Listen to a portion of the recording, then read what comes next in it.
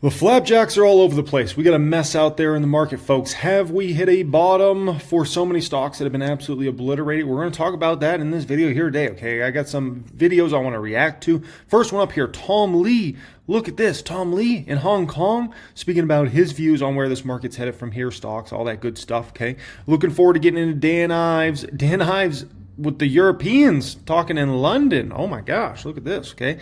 Dan Ives software doomsday scenario is extremely overblown. I'm looking forward to reacting to that, share my opinions and perspectives there. Then I want to react to this one from yesterday, actually, Amazon Web Services. Everybody's looking at Amazon stock like, is this stock ever going to go up? Like, it just never goes up, right? And obviously, Amazon's a great company. We all know that, but the stock just never moves. So AWS, we're going to speak about that. I want to share my opinions and perspectives on Amazon, AWS, growth, all those sorts of things. Then I'm going to show you the entire public count, $3.5 million plus account. We'll talk about that. Any moves I have coming in that portfolio, buys, sells, all that good stuff, okay? A lot to go through in this video. I need to just get through this with you guys. I appreciate you for joining me. Only the one thing I need from you is just smash that little like button. If you could just make that little thumbs up button glow, I'd appreciate that in the biggest way. Also, make sure you're subscribed here. Obviously, a lot of developments in the market. We got so much going on. I'm going to try to keep you guys as up to date as possible. Continue to grow your portfolios stronger and stronger each week. You know, you got to make it through wild times in the market, whether the whole market's going through drama or whether it's just certain stocks. You know, you always got to build stronger, stronger, stronger. Just continue to build stronger, guys, okay? By the way, also, tomorrow's the big day. Tomorrow's the big Valentine's Day sale for the highest end Patreon tier, the gold tier. That's usually a $145 tier. Will be $49 tomorrow. Only way you can get that tier, pinned comment down there. You got to click on that, put in either your email or phone number, and we'll send over the deal to you for tomorrow. It's only tomorrow. The deal goes out at 6 a.m. Pacific time tomorrow. You'll receive an email or receive a text that, you know, basically you'll have access to the deal essentially, okay? And that's the only way you can get it because I'm not recording a video tomorrow, I can tell you that much, or this weekend in general, okay? Alrighty, so let's get rolling here. Tom Lee up first. U.S. jobs data. Do you think it perhaps changes your thinking in any way, or the revisions matter more? By the way, we had something way bigger happen today than actually this. Do you know what it was? Inflation data. Inflation data definitely came in where we want to see it, right?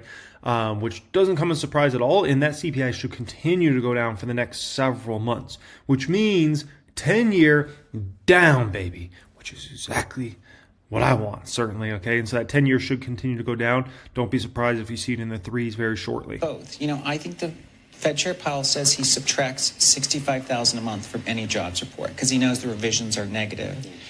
But I think that it's not lost on the Fed that AI is sort of wreaking havoc across software now.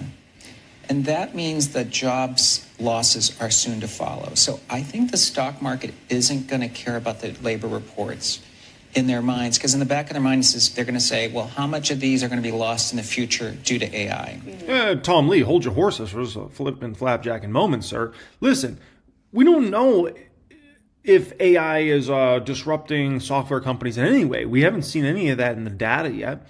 Let's see what, you know, all these companies' earnings come in at over the next quarter and what the guidance comes in at.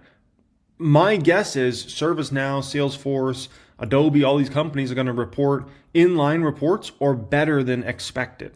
That's my guess on what's going to happen, which, you know, gets away from this narrative of like, oh, these companies are doomed. You know, it's just the market being the market. Do you think Kevin Warsh and his Fed would care more about what AI is doing to the jobs picture and how inflation is sort of behaving at the moment? What are your expectations? Because at the start, I mean, right upon the announcement of his nomination, market was acting like he's a hawk. Correct. You don't agree with that market reaction? Yeah, I mean, I think the market reaction, and I think they're rethinking it, didn't make sense because Trump wouldn't appoint a hawk. But it looks like Fed, you know, the new Fed, Warsh, actually does want low rates but a smaller balance sheet. But to me, in 2026, the overarching story is that if jobs are shrinking and AI is wreaking havoc across sectors, remember software used to eat the world, right? It's a $450 billion sector. Now that's getting eaten by AI. If software shrinks, that's deflation. So I think the inflation picture and AI is showing it's actually disinflationary. And we get a CPI report in January from this Friday, but core CPI year over year might drop to 2.52. That's the average from 2017 to 2019. We're back to pre-COVID inflation. So I think we have a dovish Fed coming, and then Fed funds rates were like 1.5, 2.0 back then. So I think there's a lot of room to cut rates. So I think it's a disinflationary environment. And when the Fed stays dovish for those reasons that you're just laying out and even go for a couple of cuts later this year, does the market react to that positively? Because it matters why. If AI is eating jobs and AI is affecting software in a negative way, is that a good thing for the markets? Yeah, it is. But it's creating winners and losers. That's what the stock market's trying to figure out. Last year, they were buying the Mag 7. Those are like the armies. This year, people are buying energy, industrials, commodities, power generation, chips. Those are the bullet makers. Why are they doing that? No. We can't just bypass this. Why are they doing that? I'll explain to you exactly why they're doing that. Listen, they're doing that because Mag 7 now, the capex is so out of control. Those stocks are almost seen as toxic. People don't want to touch them because they're these companies' earnings per share might not go up for years because they're spending so much and the depreciation is going to be so insane on these companies. So okay, so I'm buying a company that their earnings per share might not even go up over the next several years. It could even go down. They're also talking about potentially taking on loads of debt for these companies because the capex is so ridiculous. So I'm going to get into a company that earnings per share might not go up over the next few years. They're probably not going to have any free cash flow for the next several years. And they're probably going to add debt. So all of a sudden Mag 7, or I don't want to say all the stocks in Mag 7, but there's a good enough of them are kind of seen as toxic and we don't want to touch it, right? Then all the SaaS related companies, that's seen as toxic right now in the short term, right? No one wants to touch those because AI might be disrupting. Some of those names, sure, they might get disrupted, right? But many of them are going to make it through just fine. What companies am I talking about? Certainly ServiceNow, in my opinion. Certainly Salesforce, in my opinion, right? Those are two good examples of companies that are going to be just fine long term, in my personal opinion, right? If you're a company that all you got is a feature, I don't know. It might be tougher for you, right? So that's really, you got to go case by case basis with those companies. They're still buying AI, but they're buying the guys that receive the capex. I think software may be a net loser, but that they're a distributional consequence of AI. I know that your outlook for this year is that we're going to do okay in the first half, and then there could be some bear market like a drawdown and then pick back up. So number one, are you sticking to that outlook? Yes. And number two, when that does happen on the U.S. market, how does that affect international markets? I feel like you're spending more time paying attention. Hey, I respect to the lady in Hong Kong. She's actually asking really good questions. She's some of the best questions I've seen Tom Lee get asked. To what's going on international markets, does that have a sort of simple spillover effect to the rest of the world and to Asia, or does international outperform the U.S. again in 2026? I think there's a scenario where the drawdown, we think it's a three-phase market. So let's say we get into the period where the U.S. stock market declines 10, 15, or 20%. A lot of that is probably rotation out of Mag 7. So out of the armies and plowing into industrials, financials, everything else. But Mag 7's 55% of the market, right? That's a big complex. That's probably bullish for non-U.S. because non-U.S. country indices are industrials, materials, everything but tech. So I think it actually is bullish for non-U.S. Yeah, and speaking of gold, Tom, a lot of crypto bros, sisters, people, even at consensus, it felt quiet. Maybe it's really the crypto headlines that I've been reading about. And in the event yesterday, it just felt more contained and quiet. Perhaps it's really the FOMO over gold and really disappointing price action in crypto space. So my first question, your end of January calls for Bitcoin and Ethereum. they were pretty bullish, but it didn't really materialize. Yeah. What were you looking at? What were some of the factors that you thought would drive up Bitcoin and Ethereum by the end of January? Why January? Okay, so Miss Hong Kong, listen, respect. You're asking great questions. I like that she's putting Tom Lee on the spot, not in a disrespectful way, but just like, hey, you know, you said these things are going to be beast and they were not beast. Like, well, what's going on here, right? I like this. This is a great question, right? Crypto had a price shock in October. And that was, in terms of deleveraging, bigger than November 2022 when FTX failed. That was, in 2022, the bottom for crypto. Crypto was beginning to recover from that carnage because it takes about 6 to 8 weeks. And historically, crypto recoveries are V-shaped. But I think a couple things happened that really hurt us in January. Number one was, in October 10th, we had a tweet about China that over the weekend caused huge ripple effects. Well, we had a Greenland tweet that triggered another cascade of liquidations. So crypto basically got chopped at the knees again. The second is that crypto investors have been frustrated, as you correctly point out. Consensus in Hong Kong, the mood is horrible because past crypto winters, which are bear markets, happen when the stock market's declining. So people don't feel bad about like, oh, I'm stuck in crypto, but like everything stinks. Yeah. But actually stocks have been okay and gold has been really good. So now people have like this egg on their face saying, am I a dunce for staying in crypto when I could have just been buying gold? Well, that is playing into the psychology because gold started to do really well in January. So I think FOMO plus the fact that there's now double negative leverage effects because of Greenland means crypto is, it looks really like it's bottoming because the fundamental story of crypto is quite positive. Yeah, so, I mean, a few things. The Qs, obviously, you know, I always tell you, what do I tell you Bitcoin is? Bitcoin is a call or put option basically on the Qs, right? If the Qs are going up and having a beast time, usually Bitcoin's going to potentially even outperform on the upside. And that's how it's been, you know, for basically the last 10, 15 years, right?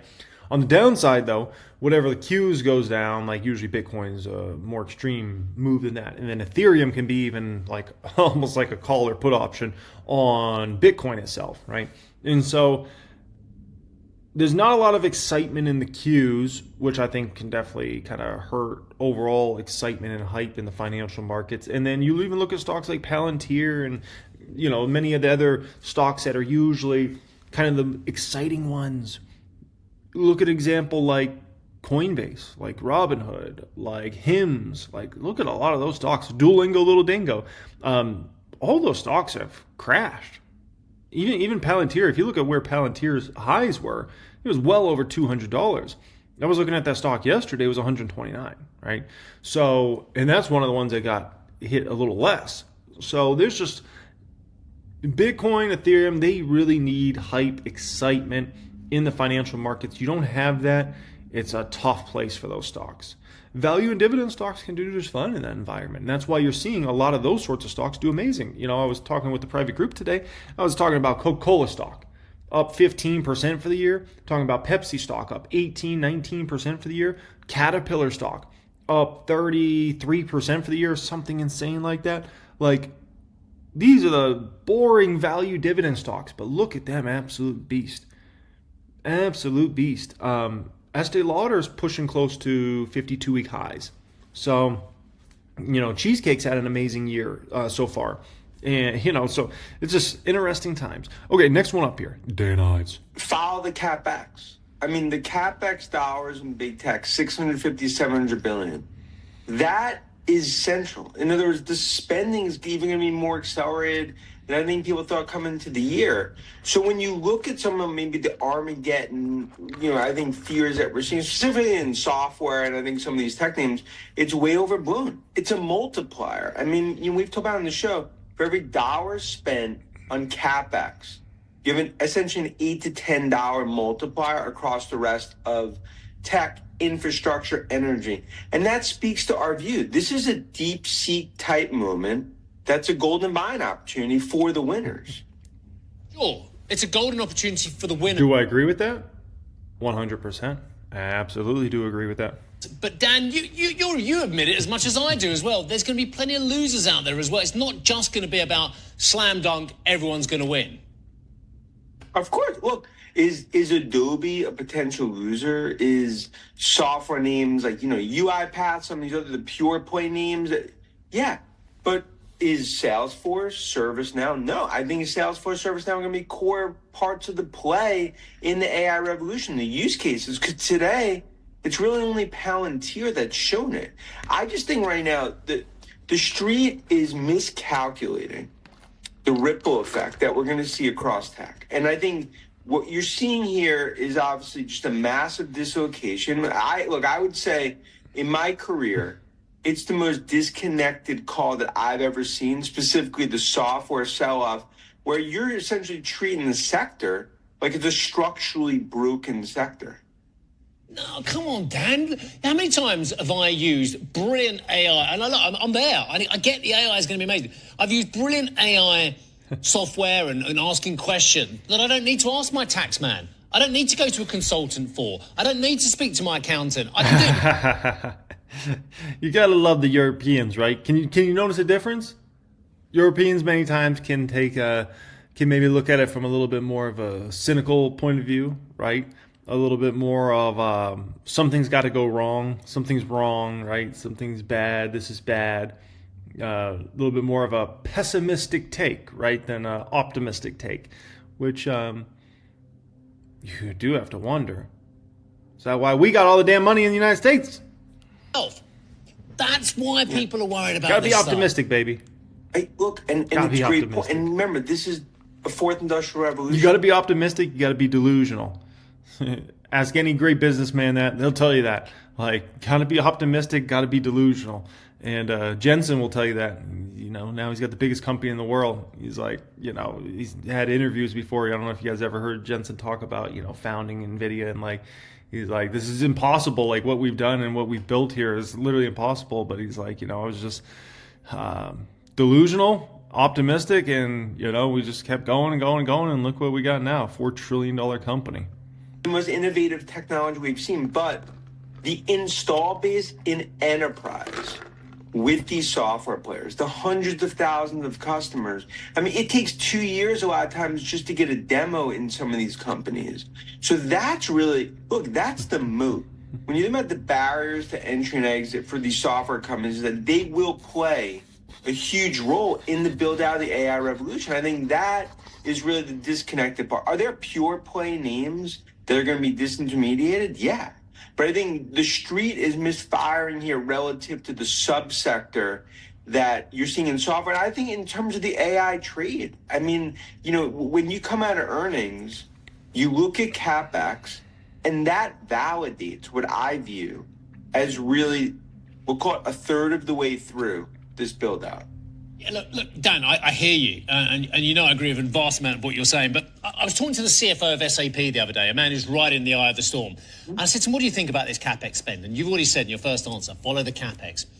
And he drew my attention to something which kind of I knew about, then I've forgotten about, then I remembered again, and that was dark fiber.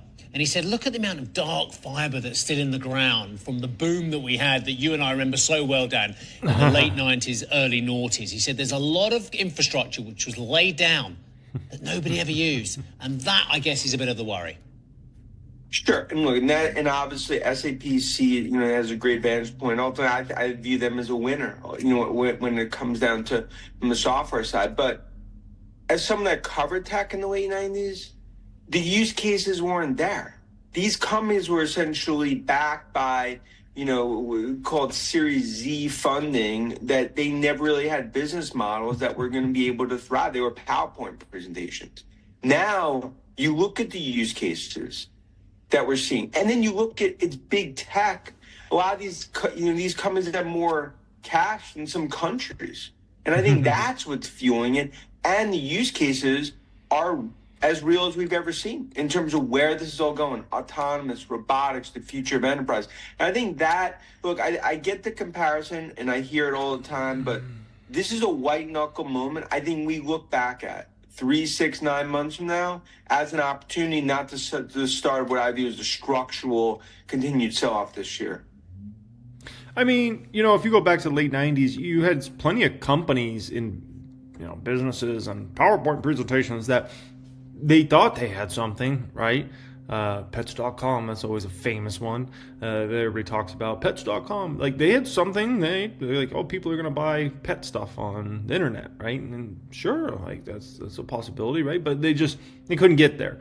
And so I think you'll have the same thing in this wave of you're going to have some companies that make it through, like they had real businesses and they were able to make it to the other side, just like Amazon was, and companies like eBay were, and Yahoo, and a bunch of other companies in the tech bubble days. And then other ones that, Yahoo's a really good example of one that had a crazy valuation on it, and they made it through the tech bubble. They were still relevant, right? Obviously, their relevancy has really fallen off the last 10, 15 years. Like, I don't know that many people that use Yahoo anymore, but Yahoo, like that used to be the go-to email address. But then obviously Google beat them long term. And so those valuations they had back in the day, they never were able to, fill those valuations because of Google McDougal. And so you'll have the same dynamic in this AI wave of like companies that are super successful now on the surface, but maybe their valuations, they're never able to get these sorts of valuations that they're getting this year in 2026. They might never be able to get these again, essentially, right? So, companies like OpenAI, companies like Anthropic, like maybe they can keep growing, and next thing you know, they got $1 trillion valuation, 5 trillion, 10 trillion, like who knows? Like that's always a possibility, but there's also another potential where like this is as good as it gets this year for them. And it is not because no one uses them or they're becoming irrelevant. It's just, they have competitors and like people went too crazy on the valuations, and like that is what it is, right? And you get some waste. AWS. Over to you. Sarah, thanks. Matt Garman, good to see you. First after earnings. I guess I saw you in San Francisco a few days ago, but first time on TV. $200 billion is a lot. Granted, it's not all going to AI, but the lion's share of it is. When we last talked 6 months ago, I think Amazon was getting criticized for not spending enough here. So tell me how your plan for this spending you think is going to give you better long-term value. Well, and thanks, John, for having me on. It's nice to see you again. So for us, I'm just as bullish about the AWS business as I've ever been, frankly. And this last quarter, we reported 24% year-over-year growth on a $142 billion run rate. And let's be very crystal clear. That's not good enough. Not with these sorts of CapEx numbers. You need to go 30 plus. Amazon has to go 30 plus this year, AWS growth, for people to start to wrap their heads around the insane levels of CapEx.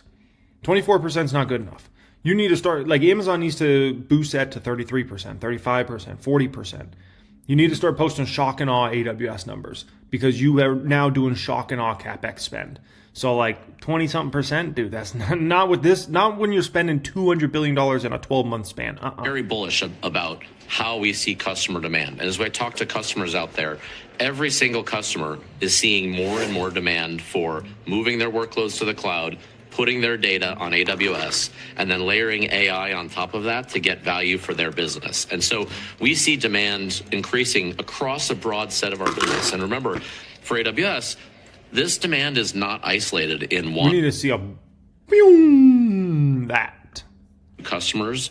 We have tens of thousands, hundreds of thousands of customers that are driving this demand, and all of them are growing pretty rapidly as they're thinking about how they deliver more value to their business. And so we're incredibly bullish on AWS's growth over the next few years. And the $200 billion in CapEx spending, that's to invest in that future for those customers to be able to land their workloads in the cloud, for them to be able to ramp up. We need to build data centers. We buy servers. And so this is an investment for us. It's obviously a large number, but it's something that we think is a really great investment, and it bodes. It's an indication of how bullish we are about the future and the growth of AWS. Matt, investors are trying to figure out how to. Yeah, if Amazon can blow this top off and go 30% plus AWS growth, and then push 35, 40, Amazon stock will start moving. It'll start moving up because then people will be like, okay, Yeah, they're spending like a drunken sailor, but look at the growth that's starting to come. You know, if you just reporting growth that's a few percentage points better than what you were reporting, no one's going to get excited about that. Post a 35% AWS growth number, ooh, okay. Then people are going to be, okay, now we see it. They'll buy the stock. Simple as measure that. This horse race between the various hyperscalers, of which you are one, Microsoft. And let's be very clear about Amazon. Always a buy. Always a buy. Is a buy right now. It was a buy yesterday. It was a buy last week, last year, the previous year, 10 years ago, 20 years ago.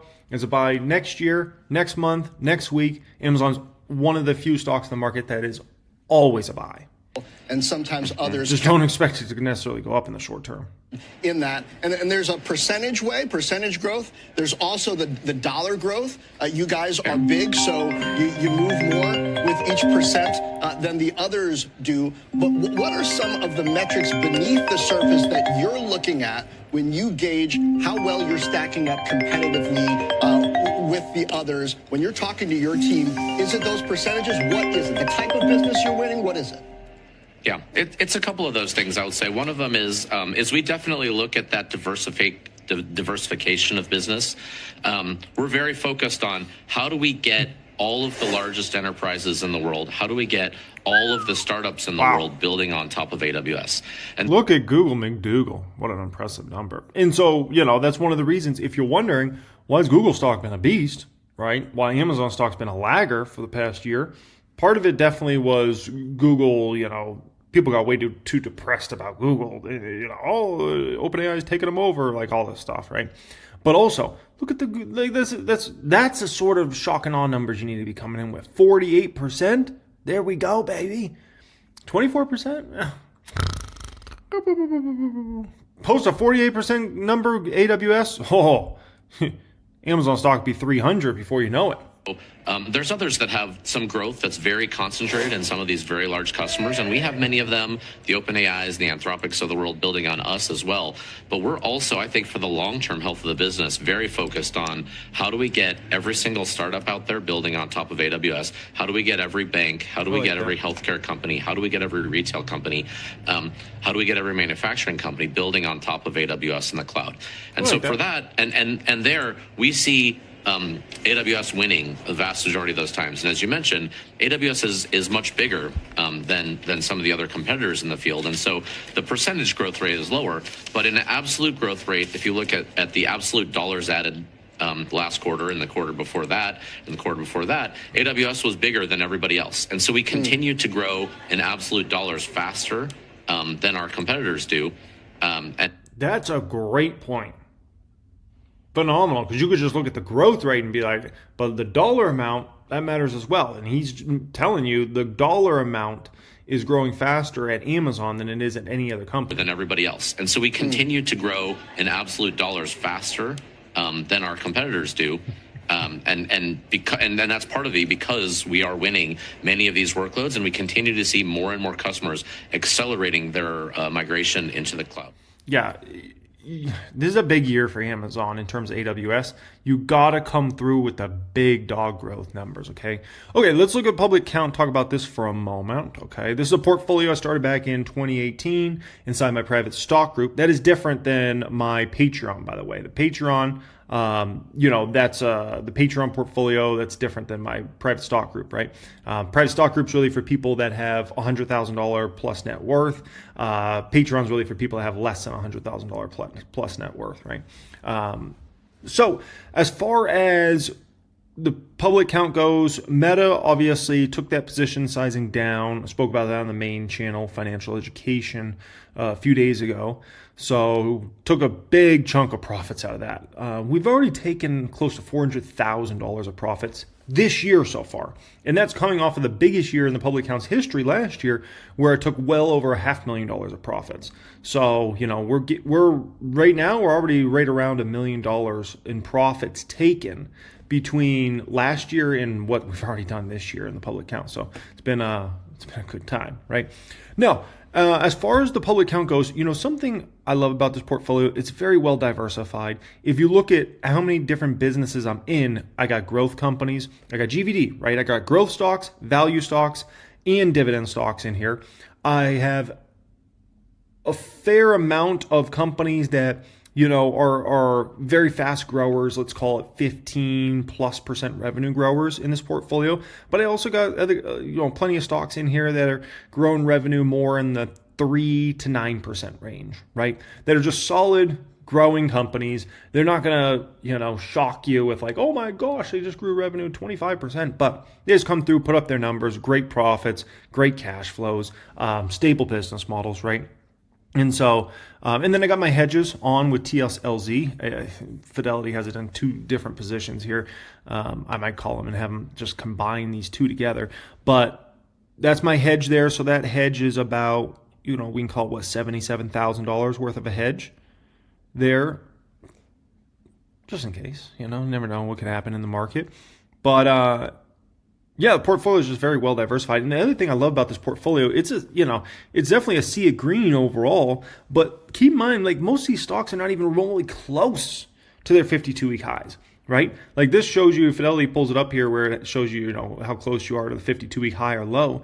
Like these stocks are a long way. The closest thing I have to a 52-week high would be Estee Lauder EL stock. That one's at 108 and the 52-week high is 121.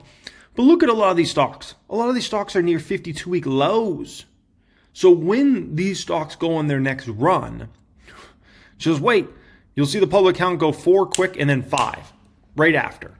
$5 million when these stocks actually go on their next bull run. Because we're not even close to 52-week highs on almost any of these stocks, right? Like look at how many are like near 52-week lows right now. When we go on the next big run, baby, it's going to be a whole lot of fun, and I'll be here to keep you guys up to date with everything going on, okay? Tomorrow's a big day. It's the big Valentine's Day sale. The only way you can get access to that pinned comment down there, click on that, put in your name, email, and or phone number, and we'll send over the deal 6 a.m. Pacific time tomorrow so you have access to it, okay? That's a one day only sale for the gold tier. Much love, and have a great day.